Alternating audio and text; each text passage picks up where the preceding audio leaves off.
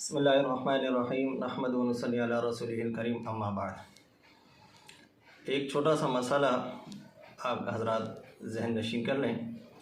मसला ये है कि इंसान जब वज़ू करता है या गुस्ल करता है तो वज़ू और गुस्ल के दरमियान ये बात ज़हन नशीन हो और पता हो कि जब तक पूरे आज़ा पर पानी नहीं बह जाता तब तक वज़ू और गुस्ल नहीं होता। मिसाल के तौर पे अगर आप हाथ धो रहे हैं वज़ू के दौरान तो पूरे हाथों का धोना इस तरह के एक बाल बराबर भी जगह खुश्क न रहे ज़रूरी और फ़र्ज़ है। अगर एक बाल बराबर जगह भी खुश्क रह जाती है यानी ऐसी जगह रह जाती है जहाँ पानी नहीं पहुँचा तो फिर वज़ू नहीं होता। इसी तरह अगर गुस्ल कर रहे हैं तो अगर एक बाल बराबर जगह भी खुश्क रह जाती है तो गुस्ल नहीं होता। यही वजह है कि नील पॉलिश, नाखून पॉलिश वग़ैरह लगाकर या इसी तरह कोई और इस तरह की कोई चीज़ हाथों में या सर पे या पाँव पे लगाकर गुस्ल किया जाए या वज़ू किया जाए कि जिसकी तह की वजह से उसके नीचे पानी ना पहुँचे तो वज़ू और गुस्ल नहीं होता।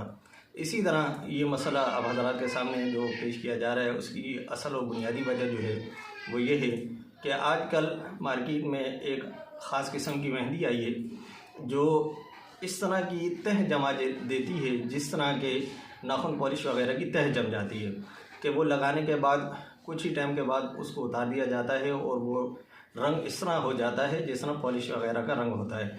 फिर वो 2-3 दिनों के बाद उसको उखाड़ने से पॉलिश की तरह उखड़ती है और नीचे हल्का सा रंग रह जाता है। तो याद रखें, अगर इस तरह की कोई मेहंदी या इस तरह की कोई भी चीज़ अगर हाथों पे पाँव पे इस्तेमाल की जाए और फिर उससे वज़ू किया जाए तो वज़ू नहीं होगा।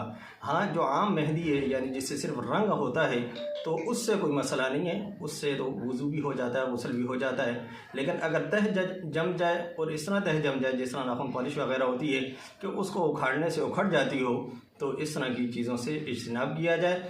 और फिर ख़ास तौर पे अगर इस तरह लगा ली जाए किसी फंक्शन वगैरह में तो वज़ू और गुस्ल से पहले उसको दूर करके वज़ू और गुस्ल किया जाए ताकि हम बाद में अगर नमाज वगैरह अदा करना चाहें तो वो हमारी नमाज वगैरह सही हो जाए और हमारा वज़ू और गुस्ल मुकम्मल हो जाए। अल्लाह हमें दीन की समझ अता फरमाए। वमा अलैना इल्लल बलाग।